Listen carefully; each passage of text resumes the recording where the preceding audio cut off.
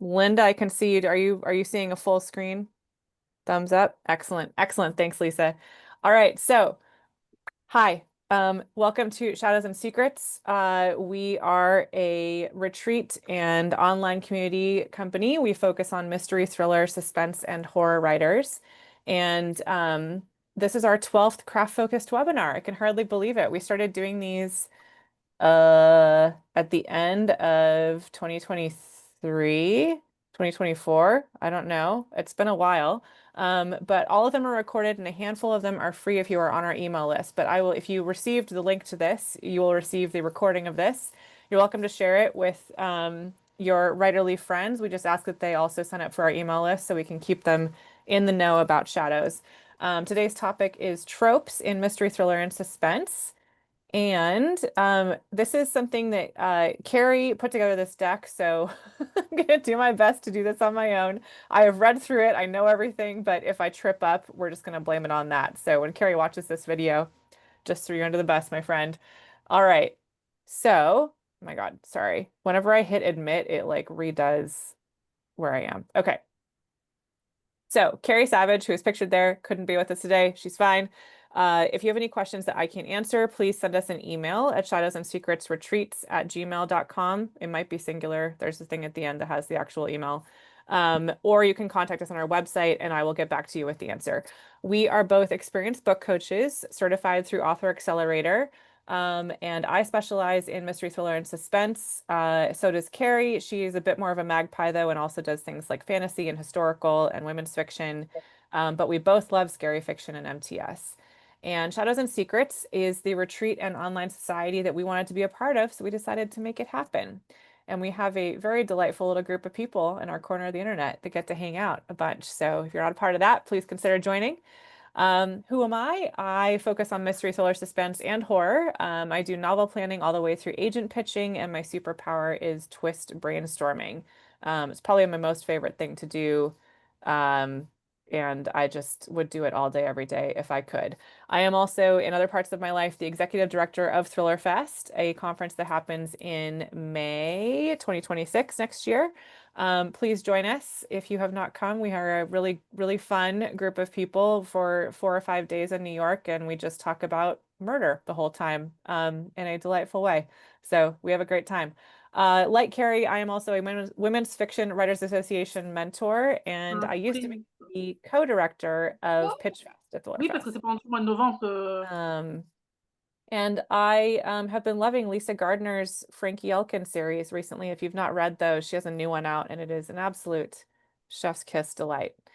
I'll introduce Kerry, even though she's not here. Like I said, she's a bit of a magpie. She is so good at cutting through the noise and helping people finish their book. I can attest to that. I've used her as my coach as well. And her superpower is asking questions that have really big breakthroughs. She's just really, really great at listening and helping you figure out what your story is really about. She is a mentor for Women's Fiction Writers Association as well as Sisters in Crime, which is what SYNC stands for. And like me, she loves cheese and good red wine. And now that winter has come, she has too many plants inside her really cute city apartment. What are the retreats? We focus on plot, not pages. And we just announced that we are having two retreats next year. We are super excited about this. A little bit more on that in just a second. But in both of these cases, we do a holistic deep dive into your story, looking at it from start to finish. And aside from your application, we don't look at any of your pages. So we are very, very focused on the high level at figuring out those twists, making sure they land, understanding your character transformation, all of that stuff. We have a great time. We focus on a very small group of people. And so they are effectively VIP weekends designed to help you transform your work in progress from you could be coming in and working on a revision. You could be doing a vague idea to a full roadmap, but in all cases, we're trying to supercharge your productivity and get you unblocked and on your way. We have tons of personal coaching feedback throughout this process. That is one of the things that sets us apart as well. So we have one full round of feedback that's written ahead of time, including a call. And then at the retreat, we have hot seat coaching, which if you're a part of the society, you know is just us answering questions for you and helping you get unblocked. And then we have a post-retreat brainstorming call after the fact. So you have a ton of time to work on your project at the retreat. We have some built-in downtime, but we also expect you to work hard, and we have a great time. We just finished our 2025 one in Salem, Massachusetts, and next year we will be back in Salem, September 23rd through 27th, and we are also adding a virtual retreat next year in April. So if you're interested, we have the wait lists open right now. We are going to open applications in January for the virtual and in March for the in-person one. If you have any questions at all about that, please feel free to ask me at the end. We have a really good time. And then what is the Society? We are an online membership for MTS and horror authors who are looking for for a community of like-minded people. We are coaching focused there, and as well as craft instruction. We have monthly hot seat coaching sessions. We do a book club type discussion about thrillers that we love. So those are a blast as well. And the conversations we've been having after Kerry and I do our talk about the deconstruction have been really, really, really fun. So please, if this sounds interesting, consider joining us. We did a write-in this morning, got some words down, and we have a really good time. And you can find out more just on our website, shadowsandsecrets.com. Okie dokie. So why you all are here, you're here to learn about how to use and subvert tropes in mystery, thriller, Hi. suspense, and horror.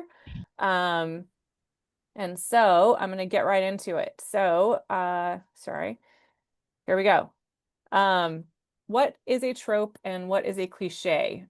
So they are different. And again, Kerry wrote this wonderful deck. So you're going to hear me reading a little bit and then adding as I would have otherwise, because she was the one who is closest to this. So a trope is something that you recognize them, right? You understand what they are when you see it on TV, when you see it in an Agatha Christie novel, like we all know exactly what to expect with a locked room mystery, right? We walk into it thinking like, yep, I get it. There's going to be these people and someone's going to die and there's going to be a bunch of red herrings.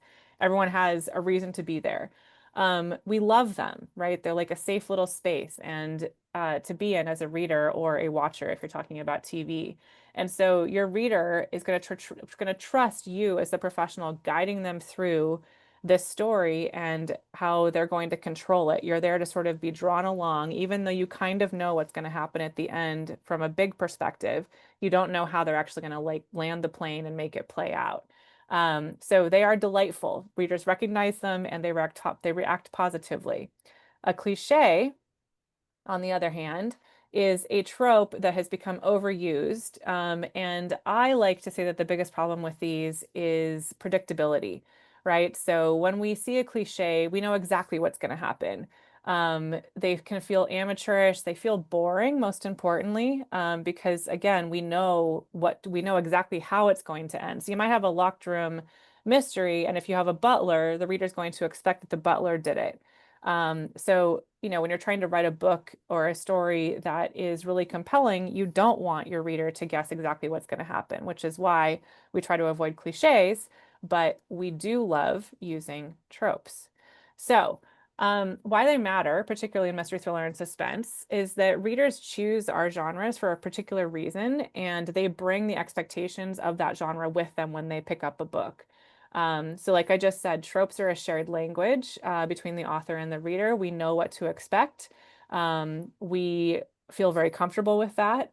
And as a result of that, authors, all of us, need to know the trope landscape. It is so important for all of us to be readers as well as authors, so that we understand what readers are coming in with and what they are going to expect that will happen in the story so that we don't predictably end it where they think we will. Um, so for example, tone and expectations, really, really important for MTS, right? We are reading MTS and horror because we want to be scared, we want to be thrilled. So things like dead bodies or huge threats, like the James Bond level, like worldwide threat. A storm cuts off all the communication, you get stuck in a locked room in a ski chalet. A creaky floorboard behind somebody is going to indicate danger, even though it might not actually end up being that. So you can play with what these expectations are that people bring in, and in doing so, make the story more interesting. There is a core promise with each genre that we go into. So for mystery, thriller, and suspense, the biggest thing is that chaos is brought to order at the end. We are starting off with whatever it is. So mystery is there's going to be something revealed. I like to say that we are solving something that's already happened, right? We have the dead body on the first page and we're trying to figure out who did it. A thriller is survival against escalating danger. So we know the thing that's going to happen and we're trying to stop it. And suspense is we don't know what's going to happen or what has already happened. We just know that there is going to be something that bad that happens. It's all about dread. And we have limited information about what's actually going to happen. But in all of these, chaos is brought to order, right? We start off, something happens, the inciting incident, it gets really bad, and then chaos gets brought to order at the end. In horror, you are leading the reader through confronting something unthinkable or uncontrollable. And instead of chaos being brought to order, it actually gets more chaotic at the end. And so you end up with a reader sitting there being like, oh my God, I never even thought about it like that. Or how could this monster possibly have escaped? And I'm not really going to see what's going to happen and how bad it's going to get, but I know that it will get worse. So all these genres and like, all the subgenres within each of these have their own level of what the reader expects, the promise that they expect to have brought to them, like the experience they're going to have. So it's really, really important that authors understand what the reader's expecting so that we can deliver on that without being boring, which is where, again, cliches come in. There are different types of tropes. We have character tropes like the drunk, broken detective who's super depressed and everything's dark and he's smoking or she, and they're divorced and whatever it is, just like really sad, really just like I'm gonna do it anyway, even though the world is falling apart around me. Red herring suspects, like somebody who's like, oh, they definitely did it, and it turns out that they didn't. This is actually something that Kerry and I end up coaching quite a bit with mysteries. It's because we do want, the assumption to be focused on one person so that the twist, and again, twists are simply just assumptions that are revealed to be incorrect, so that that twist actually lands. You have a main character or a hero who can't remember what happened for various reasons. The final girl who survives the serial killer. All these are classics for a reason and they work, right? There are stories over and over and over again that pull into this, and the readers are okay with it, right? We like it. We like being able to sit down and know what we're going to get and be led through something that's just slightly different so that we are very, very interested. In terms of plot, you might have something like a locked room mystery, like I already mentioned. Agatha Christie, bless her, gave us that entire genre, and it's wonderful. Somebody blackmailing something else, a cursed object, again, storms or weather, preventing people from escaping and putting them, in conflict with each other. Um, in setting, you might have isolated islands, haunted houses, something, big secrets, bombs that are going to be going off, corporate government, um, nefarious stuff, abandoned buildings. There's going to be, all kinds of ways that you can play with this. But if you can think of a setting that's been done before, it's not that you have to rethink doing your story there. It's just that we need to bring in and be aware of what the reader has already understood about what else has happened in the landscape of the like literary landscape of this when we pick up the book and we start reading it. And then you have emotional tropes, right? False security. You can have somebody who's morally ambiguous, forbidden love, somebody with repressed trauma that's going to come back up and, really ruin everything at the wrong time. Existential dread. All these are familiar because they have been done, right? And we like them. And that is because we crave this level of comfort and familiarity when we go into a story, even though we are reading to be thrilled, even though we are reading to be scared. We really like the idea that we know that chaos is going to be brought to order. And Kerry wrote this wonderful slide that talks about cognitive comfort and emotional safety.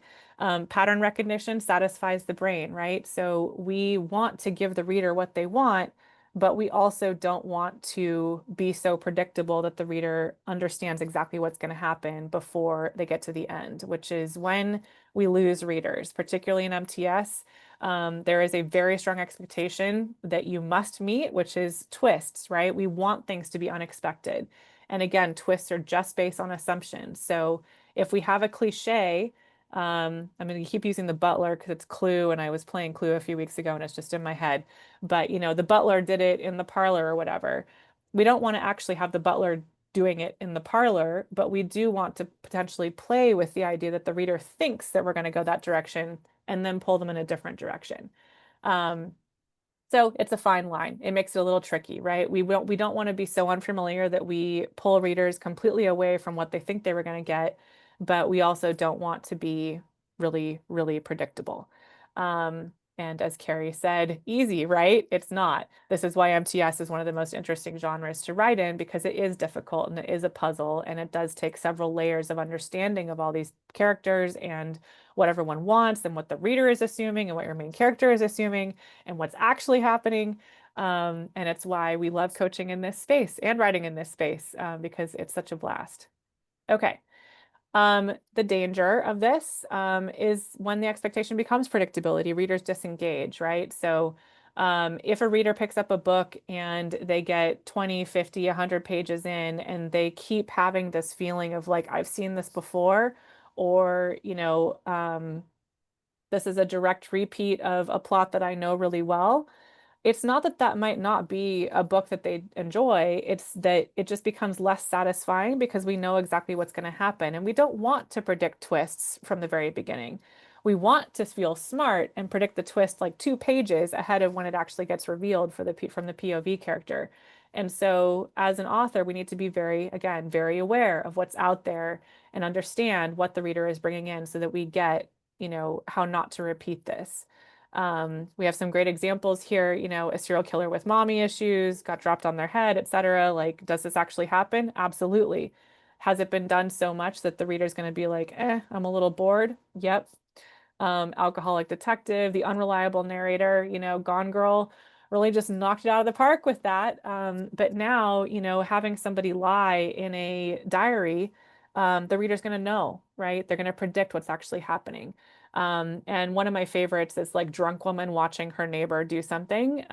Riley Sager really skillfully did this, like dealt with this cliche, and now it is a cliche because there's been so many that do this.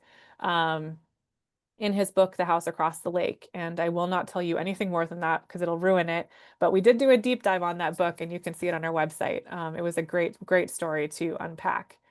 Um, Tropes turn into cliches when we have overuse or when there's a lack of specificity. So, again, with the plot, we're going to guess the outcome. We're going to guess who actually did it from the very beginning. Not satisfying. Readers want to feel smart. If you have a character who's super flat, who's kind of just like bopping along and we don't really understand why they're doing what they're doing, that ends up feeling not as engaging as somebody who has a little bit more. If somebody is really emotional without understanding why they're being emotional, the reader doesn't understand that, or if they are really not deep about how they approach this is I'm talking about the character moving through the story. If they're really not deep about how they approach what they're doing and they don't really care, the reader's not going to care either. So, be specific, make it interesting, understand the landscape, and you can kind of walk this line. But, again, this is why we have revision, is because there's going to be a lot of times where you come up with something and it does get easily guessed by a beta reader. That's when you can go back in and ask your beta reader, well, when did you figure it out? Like what page? And in doing so, you can then go in and remove the clue that you had there so that they don't guess it as easily. So when you're using tropes, ask yourself, what are you trying to get out of the reader? What are you trying to make them feel? What emotional purpose does using this trope serve? Um, and understanding your why behind doing that is going to really, really make you a much more powerful storyteller. Because you're not just going to be randomly doing it. It's not just going to be oh, I want to write a story about a drunk woman spying on her neighbor. It's going to be, I want to write a story about a drunk woman spying on her neighbor because it's really important to me to subvert expectations. We're going to get into that in just a second. Or, play with the idea that the reader is bringing in, they think they understand what's going to happen, and I'm going to turn it on its head. We get a lot of questions, we meaning Kerry and I, at Shadows about unreliable narrators, and it's one of our favorite topics. Is are we talking about an unreliable narrator who has a problem with perception and believes that what they are doing is the truth? Or is it just a gimmick because, not you, but like one thinks that it's just a thing that's working right now in the market. Unreliable narrators aren't interesting because of what they lie about. They're interesting because why they lie. That was a terrible set of grammar I just used, but I think you know what I mean. We have to understand why people lie in order to be engaged with them. And that's where that stickiness comes in. That's where you make it, not just yet another like woman lying in her diary, right? It becomes like, I'm doing it because I'm trying to self-preserve. I'm doing it because I'm shamed or I'm feeling shameful. I'm doing it because I'm trying to manipulate everyone around me, but not in the same way that Gone Girl did it. Um, the strategy here is to reinvent the character from the inside. Think about their psychology. Do not approach it from using the trope and then trying to back into it that way. Always understand your why for your characters before you start writing. Okay, so subversion. It is not mockery or rejection. This is one of these things that can be so, so interesting and so satisfying as a reader, because we are both delivering the promise of what the reader expects, but we're doing it in a slightly different way. So you might invert the expectation of what the reader thinks is going to be happening. The savior becomes the threat. So delicious. You might be reframing the context. Maybe the villain is doing something for they're doing the wrong thing for the right reason. And if we find out that right reason, we completely rethink everything that we thought about what was going on. We could be delaying the reveal of what actually is going on. So we're hiding this trope until the midpoint, or some other strategic story point so that the reader doesn't see it coming. And then when we get there, the reader's like, oh my God, we're going to be doing this trope now. And then we can play with the subversion and tweaking a little bit so it's not so predictable. When you're talking about doing this, the character, from a character level, you can change who occupies the trope role. So, the final girl becomes the person who's actually responsible for everything. Maybe she's a serial killer. The drunk detective is a grieving sister, or something else, like not just the typical, like they have been in the law enforcement industry for 50 years and they're just like really burnt out. Maybe it's something else. Maybe they came to it to solve their long lost siblings' crime and end up, being responsible for everything. You can keep playing with them as well. Shifting sympathy to unexpected characters in the story can be really, really powerful as well. And you're always going to be thinking about, again, why your people are doing what they're doing and when you reveal that why. It's never going to be an accident, particularly in MTS, because we are manipulating the hell out of the readers as we write our books. We want to draw them along in exactly the way that we want them to and have them solve what actually happened, which is, again, that reveal of the truth is simply just an assumption about what everyone thought was going on. The timing of when those happen, not an accident. We want the reader to kind of figure it out like a page or two before, and then have them feel very, very smart as they move through the truth. And then, of course, twist it even further, right? Like have more assumptions that the reader didn't even see coming. In terms of structure, you can play with the order of where things pop up, or a POV. Like if we have the reveal of the killer in chapter 1, readers might be like, wait, what? I thought this was a mystery and I was going to be doing this whole story to learn who the killer was. Now it's turning into, why someone's doing it rather than who. Or if you show in horror, if you show the monster really early on, the suspense becomes psychological. It becomes, will I survive this? Which is a horror question. But, it's more about like, it's not what is after me. It's like, I already know the what. It's going to become much more about the internal, like, what do I have in me to be able to get through this really horrific thing that I am now facing? So play with what the reader expects, which of course means that you have to know what the reader expects because you are a very well-read person who is writing in this genre because you love it and also because you love reading it. Using a familiar theme to interrogate the underlying assumptions can be really powerful.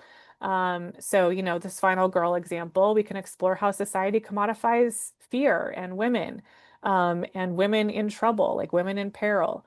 The troubled detective, you can examine whether like this dysfunction excuses the abusive or reckless behavior, or whether it's actually something that happens because it needs to. Because this person has seen so much, it's impossible to not see it anymore. And so, of course, they're going to see the worst. What does it reveal about us? What does this trope that you are playing with reveal about society, about what you want to say? And I have kind of a pet theory that like MTS and horror and the overlap of literary fiction, particularly horror, is is not, completely separate, right? There is some overlap there because we are examining societal assumptions about various things. We are like looking at the why behind everything and potentially having our readers realize something about society. So expose the roots of where the trope comes from in your mind and ask your readers to look at it differently through how you write it. Some examples here. Gone Girl, we already mentioned. Gillian Flynn, fantastic. Did such a good job. I've run into a couple people recently who haven't yet read Gone Girl. If you're one of those people, go read it. It's incredible. The movie also did a great job, but I think, as usual, the book was better. But the tropes that we had there were a missing wife and an unreliable husband. We also have a very unreliable narrator. And the dual POV reveals weaponized victimhood and the manipulation of the truth. And so, this is how she took something that was pretty common, like the missing wife, the unreliable husband, and flipped it on its head and made it completely new and fresh and just, changed the landscape of psychological thrillers from that point forward. The subversion amplified the theme. We have media perception, we have performative victimhood, we have, all kinds of other stuff about like what people expect of women in society and what that looks like and why someone might be acting in this way. Because again, we understood her why as we moved through the story. Get Out by Jordan Peele. Full disclosure here, I have not actually seen this movie. It has been on my list for a very long time, but my husband doesn't like horror, and so I have to watch it by myself, which means that I am limited because I will not watch horror at night. So Kerry clearly has seen it because she gave this example, but I do know the high level about it, which is that it's white suburban utopia. And the subversion is that Jordan Peele took these microaggressions that exist in society and turned them into existential horror. And so it exposes in what I assume is a very, very delightful slash horrific way the systematic oppression while still generating those genre expected thrills, right? Someone correct me if I'm wrong, but I believe that is a full-on horror movie. And it's not at all what we expected it to be when we enter the story.